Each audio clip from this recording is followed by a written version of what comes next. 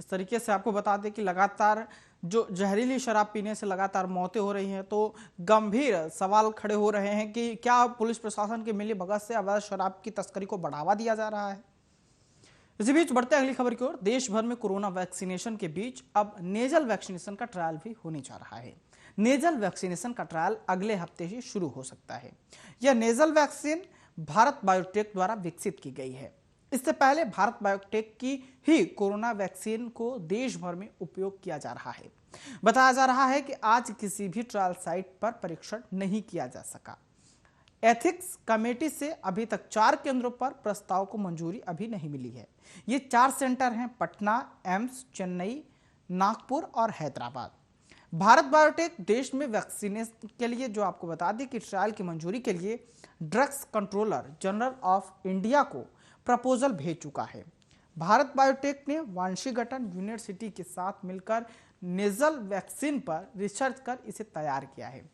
इसके बाद भारत ने पहले और दूसरे फेज के ट्रायल के लिए इजाजत मांगी है।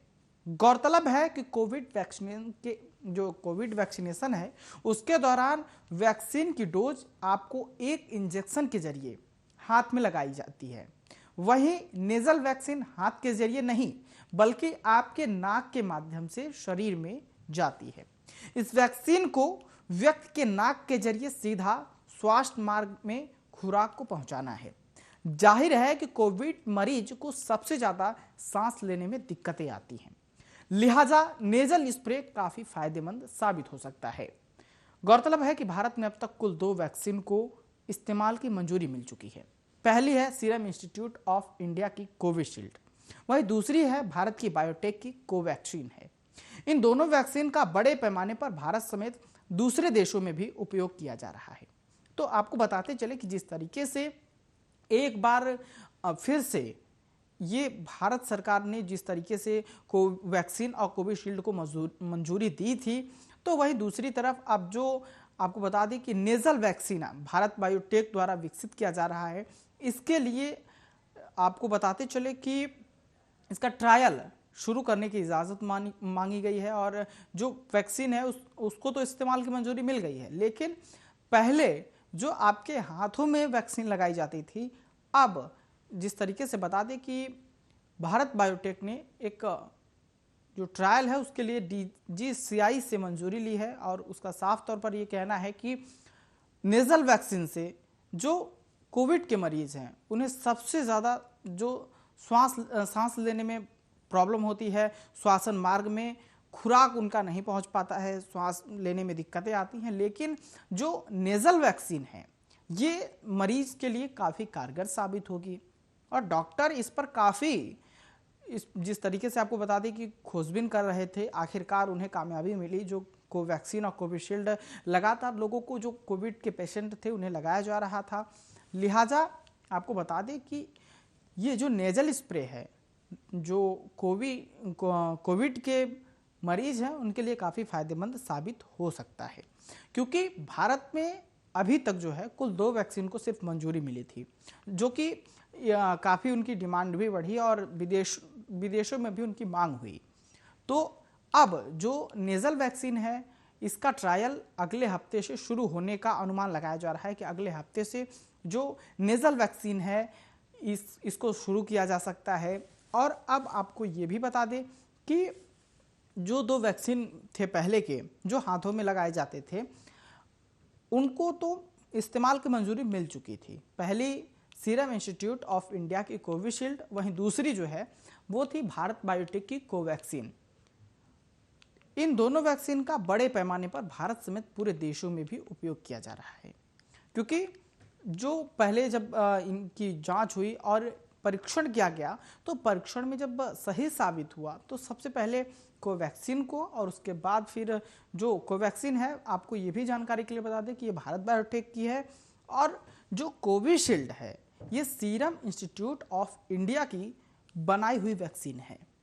और इन दोनों वैक्सीनों को पहले तो मंजूरी मिल चुकी है, लेकिन अब जिस तरीके से भारत बायोटेक कोरोना वैक्सीन को लेकर जो पहले उपयोग किया जा रहा था, अब जो मरीज हैं उनके फायदे के लिए नेजल वैक्सीन का इस्तेमाल कर रहा है।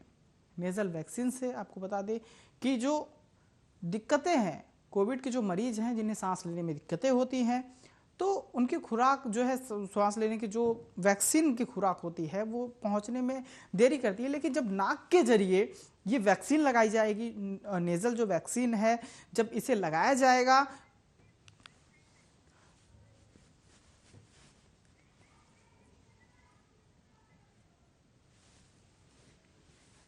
तो इस पर ज़्यादा बातचीत करने के लिए हमारे साथ डॉक्टर सुधीर गुप्ता लाइव जुड़ चुके हैं।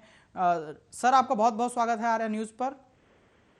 नमस्कार जी, जिस तरीके से डॉक्टर साहब, जो कोवैक्सीन है, कोविशील्ड को मंजूरी मिली थी, अब आ गया है नेजल वैक्सीन। इससे जो कोविशील्ड के मरीज, कोविड के जो मरीज हैं, तो इनके लिए किस तरीके से इसका इस्तेमाल किया जाएगा? जो नेजल वैक्सीन आई है इसका पर्पस टोटल डिफरेंट है। जो कोविशील्ड और कोवैक्सीन वैक्सीन आई थी उसका था कि वो इंजेक्शन के थ्रू लगाई जाती हैं, लेकिन नेजल वैक्सीन एक नाक में ड्रॉप के थ्रू आएगी। तो नाक में ड्रॉप के थ्रू डालने के लिए सबसे बड़ी इंपॉर्टेंस ये होगी कि इसके लिए हमें इंजेक्शन की जरूरत नहीं पड़ेगी, और यदि ये सक्सेसफुल हो जाती है तो इसको वैक्सीन को देना भी बहुत आसान होगा।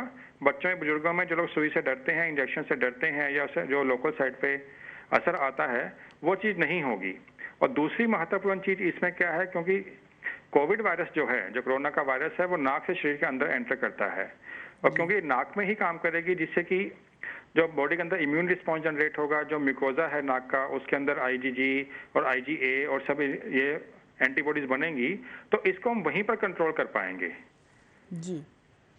जी, डॉक्टर सुधीर गुप्ता जी, आपके पास दोबारा आएंगे। शेखर कपूर, वरिष्ठ पत्रकार, हमारे साथ जुड़ चुके हैं। शेखर जी, बहुत बहुत स्वागत है आर्या न्यूज़ पे आपका। जिस तरीके से भारत में अभी तक कुल 2 वैक्सीन को इस्तेमाल की मंजूरी मिली थी, अब तीसरा जो वैक्सीन है वो नेजल वैक्सीन आ रहा है, इसको भी लेकर कई कयास लगाए जा रहे हैं, तो इस पर आपकी क्या प्रतिक्रिया है?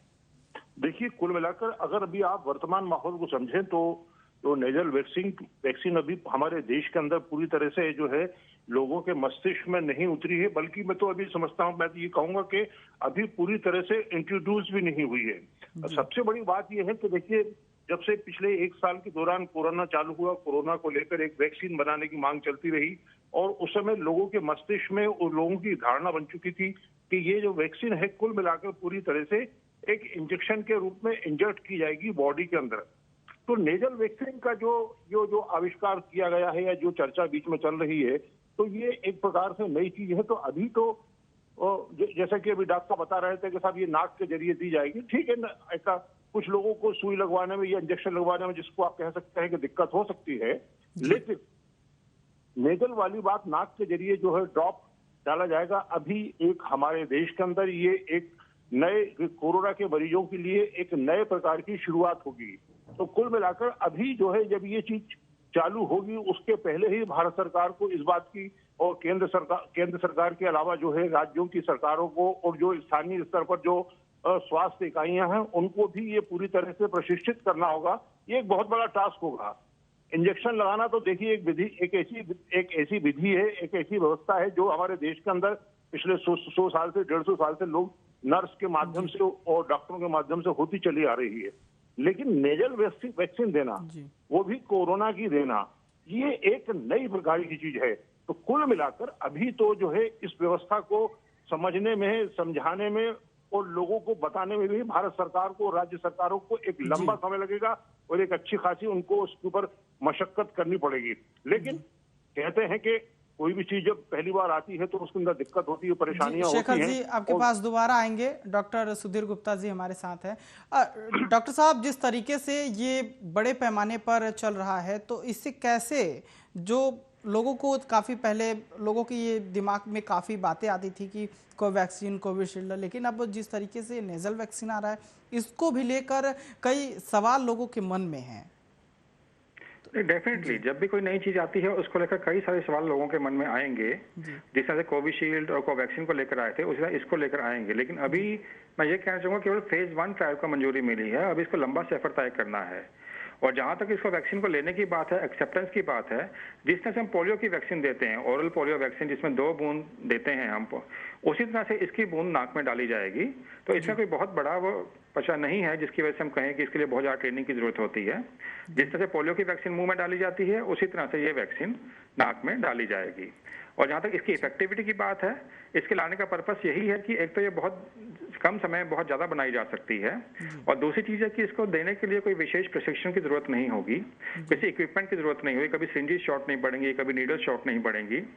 जी और डॉक्टर क्योंकि साहब, नाक से देनी है तो वहीं पर काम करेगी जहां से कोरोना वायरस हमारे शरीर के अंदर एंटर होता है। तो इस तरह ये कयास लगाए जा रहे हैं कि इसका इफेक्टिविटी जो है शायद उससे बेहतर हो।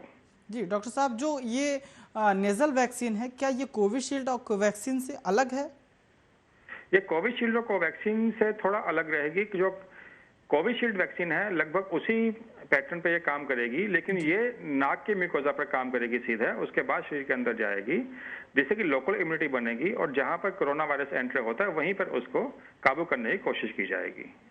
जी, तो चलिए आपके पास दोबारा आएंगे। शेखर कपूर जी, आपसे ये जानना चाहते हैं कि जिस तरीके से ये अलग है, कोवैक्सीन कोविशील्ड का लोगों के मन में डर था, लेकिन अब जो नेजल वैक्सीन आया है इसको लेकर भी काफ़ी जो दिक्कतें सामने आएंगी, लोगों को बताना होगा। तो इसको लेकर जो लोगों के मन में दिमाग में चल रहा होगा, तो इससे कैसे लोग मतलब बात जैसे कि इसको जानकारी साझा करेंगे? आपने मेरे से पूछा है? जी जी, शेखर कपूर जी, आप ही से।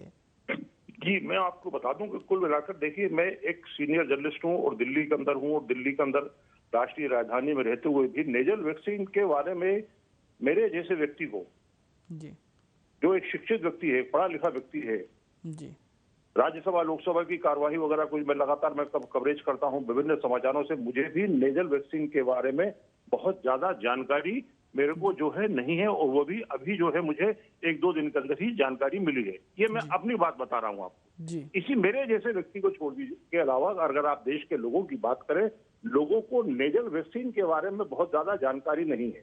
जी तो जी जब भी नेजल वैक्सीन की जब शुरुआत देश के अंदर की जाएगी, अभी तो जैसा कि डॉक्टर बता रहे थे कि पहले चरण का जो है टेस्टिंग चल रही है, परीक्षण चल रहा है, जी तो भले ही वो एक पोलियो ड्रॉप की तरह हो, जी लेकिन यह है कि लोगों के मन में, मस्तिष्क के अंदर जो शंकाएं हैं उनको भी दूर करना होगा, और जी। उस दिशा के अंदर भी एक लंबी शुरुआत होगी।